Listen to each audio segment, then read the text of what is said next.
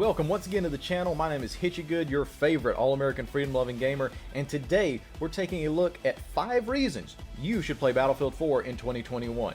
Now, so many of you love the Battlefield 1 video that I decided to revisit an even older and arguably more revered title in the Battlefield series. And since everyone is so freaking tired of skill-based matchmaking, all the hackers in Warzone, and at least most of us are looking forward to Battlefield 6, I think it's appropriate to look back to 2013. Before the pandemics, before social justice warriors complained about everything under the gaming sun, and during a time when the video game developers actually proved they could be creative and even innovative. Now, for nostalgia's sake, let's take a real quick trip back to 2013 and what life was like. Daft Punk was getting lucky, we got to hear Katy Perry roar, and all Justin Moore had to do was just point at you, and then Miley Cyrus proved us that she is indeed a woman, though not so much a lady. But still, times were so much better than 2020 and 2021, and we didn't even know it. Yeah, sure, Battlefield launched with a ton of bugs, with a ton of glitches, but at least they couldn't blame it on the global pandemic. So they set to work actually fixing the game instead of just dropping new broken content. Looking at you, Activision. So anyways, Battlefield 4 really did set the table for what was to be expected in first-person shooters for the rest of the decade, becoming a benchmark for all sandbox-style shooters, and that made the term only in Battlefield famous. We're going to look back just at how massive Battlefield 4 was, even by today's standards, and also look at the state of the game and if it's worth buying in 2021. And then we're going to go back and look at some of the amazing things you used to do in this game, some of the features like Commander Mode, and who can forget the hype of Levolution. Also, it brought us the timeless classics of Battlefield Friends, of which I am a huge fan, so forgive me if I use those references a lot, but probably all the better just to take you back to the days of grinding out loadouts and chasing Easter eggs. Now, reason number 1 that you should return to Battlefield 4 in 2021 is that Battlefield 4 is now on Steam. So fortunately, Battlefield 4 became available on Steam in 2020, where thousands more players were enticed to hop onto the servers just for old time's sake. Plus, Battlefield 5's demise certainly helped repopulate the servers and breathe life anew for this awesome game. And plus, with the hype of Battlefield 6, rumored to have a modern day setting, I think we're only going to see Battlefield 4 grow in player count in the coming months leading up to Battlefield 6, because it's the closest thing that we have to what is to come, and a lot of people are going to want to go back and relive that nostalgia as well the closer we get to it.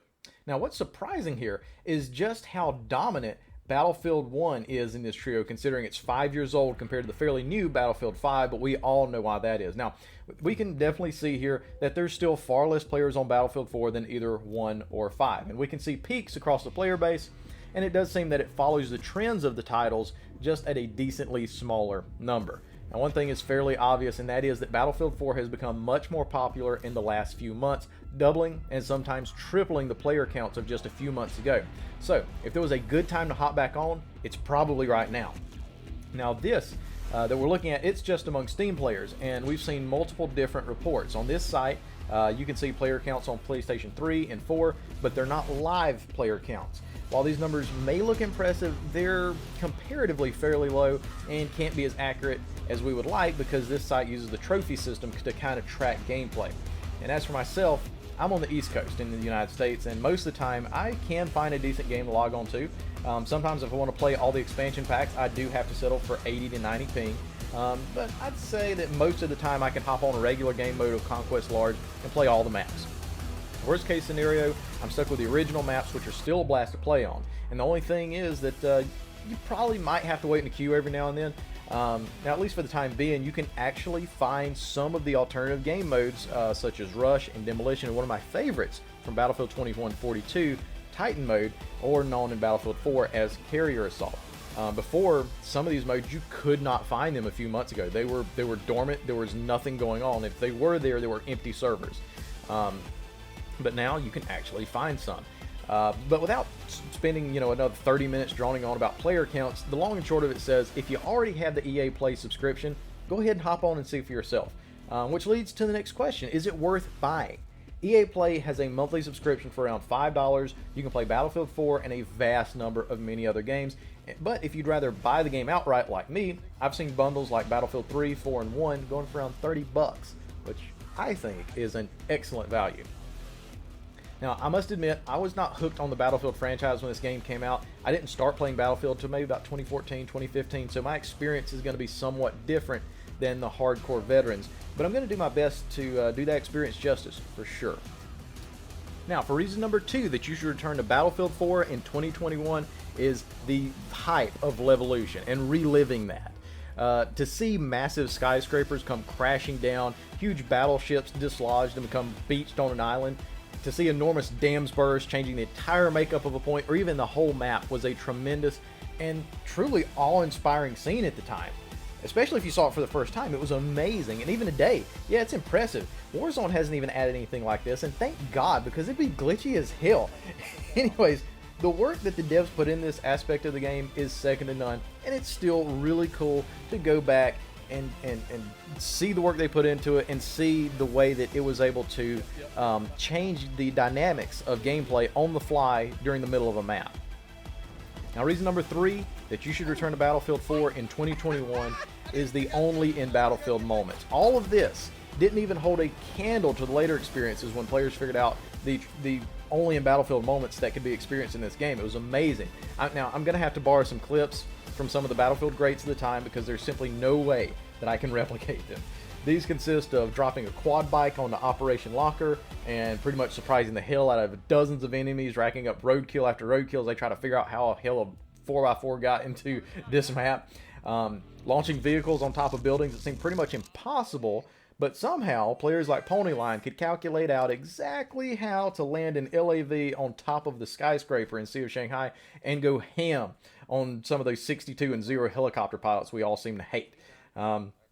And someone even figured out how to take helicopters out by attaching C4 to the end of logs, detonating them just at the right time, and send a telephone pole-sized missile straight through the window of an attack chopper. It was absolutely amazing. We had never seen any of this stuff done before in games, and it was so cool to have that sandbox-style gameplay.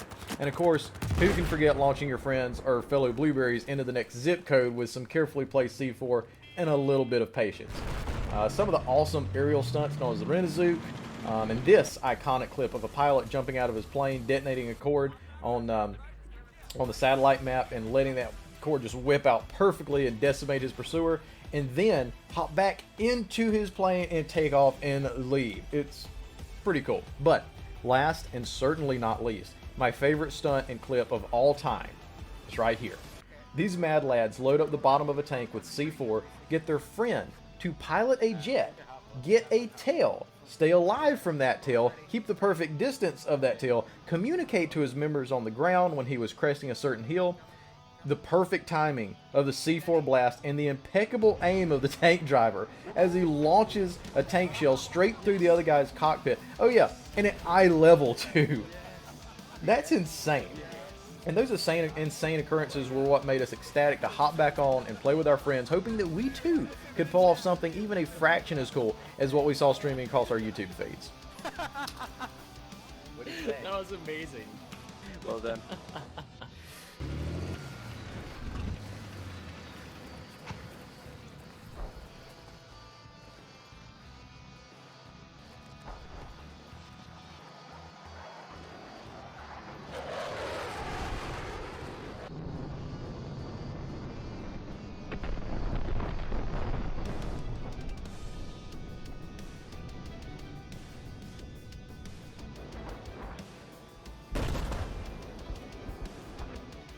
Reason number 4 you should return to Battlefield 4 in 2021. The graphics still hold up to AAA titles today. The game still looks amazing, and I think we're at that pinnacle that games could be coming to a point of looking photorealistic enough to where we start to reach a ceiling, really. This game is nearly 8 years old, and it still looks fantastic. Nobody could really fault Battlefield 4 for its graphics today. Definitely not then, and probably not now. And the great thing is, with any decent gaming computer, you can run everything on Ultra with no lag, no hitching, and still see an amazing representation of what the developers had to offer in 2013. For the time in which this game was made, it really is stunning. And last but not least, number 5, one of the top reasons that you should join Battlefield 4 in 2021 is the customization. On top of the great graphics, you also have a very solid customization system, much better than both Battlefield 1 and 5, rivaling some games today, especially when it comes to vehicle loadouts and customizations. There was so much content in this game. There was so much to unlock, to strive for, to try, to fail, to succeed. The progression was second to none in its time, and it rivals many first-person shooters today. And sure, it did take a while to rank up through this stuff, but it gave you something to grind for. Like, you always had a goal. It was fantastic. Now, sure, I don't get to run around with a gun inexplicably glowing like a lava lamp, revealing my position to every tank, sniper, and tryhard in the game, but hey, as Battlefield players, that's a little more, that's kind of the point, right? It was so awesome, though, customizing my tank, and especially the LAV, which I used as a tank killer. The thing was simply OP. Fast as hell, get you out of a tight spot in a pinch, and even though the 25mm cannon wasn't the ultimate damage-dealing weapon in the game, when you ran out, you just switched to your tow missile, launch one of them at them, and then switch back to your freshly reloaded cannon to finish them off. And as long as they're taking damage, they're likely panicking, even though that damage wasn't, you know, a huge amount. And as long as you properly knew how to utilize your countermeasures, you could clear out a lobby. This was awesome to be able to kit out an inferior vehicle and take on much heavier armor with the proper playstyle. That's what Battlefield 4 allowed for, and it played into the general atmosphere of Battlefield and rewarded players for creative loadouts and strategies. Now, if we can find anything to fault about this game, it's probably in the area that modern day games have advanced the most. Not graphics, not sound, and not even gunplay, but movement. If you're used to swinging corners and slide canceling across open fields and corners in Warzone or Call of Duty or any of these other newer games, Battlefield 4 is going to seem extremely slow to you. This isn't a map where 16 people are stuffed into a 30x30 box and told to shoot each other. It's more infantry and strategy focused than purely just reaction time. So it's going to take some time to get used to the movement again, but I can definitely give you some tips on how to ease that transition. First of all, and most importantly, do not neglect the opportunity to remap your keys. This will get you killed when milliseconds count if you do not do this.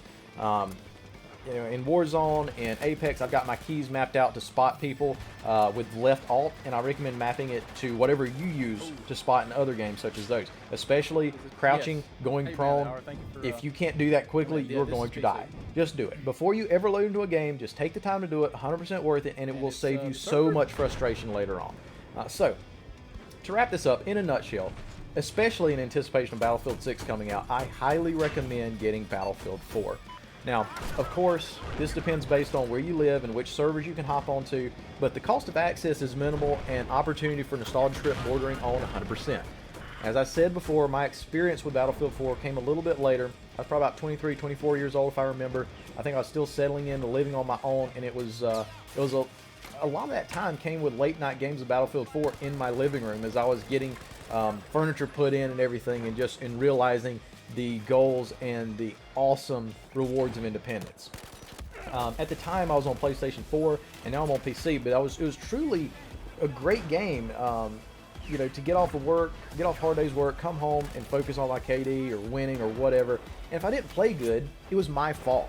If I did play good, it was my hard work that I put into the game. I didn't have to worry about skill-based matchmaking being there to punish me for improving. I improved and I reaped the rewards.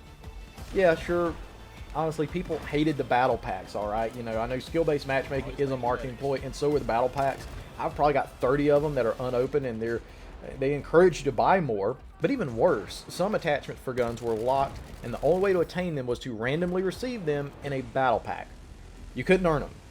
It wasn't pay to win, but it was pretty dang close to it. But looking back, you know, I'd be fine with paying $20 extra for premium and dealing with the battle pack system if it meant not having to deal with all the other crazy marketing schemes like skill-based matchmaking and the crap that Activision is constantly pulling. Anyways, guys, there you have it. 5 reasons as to why you should return to Battlefield 4 in 2021. So leave me some comments and share your stories of nostalgia and what you were doing when Battlefield 4 took over your late nights of gaming and how it affected your life. Did it make a bad year good? Did it make a good year even better?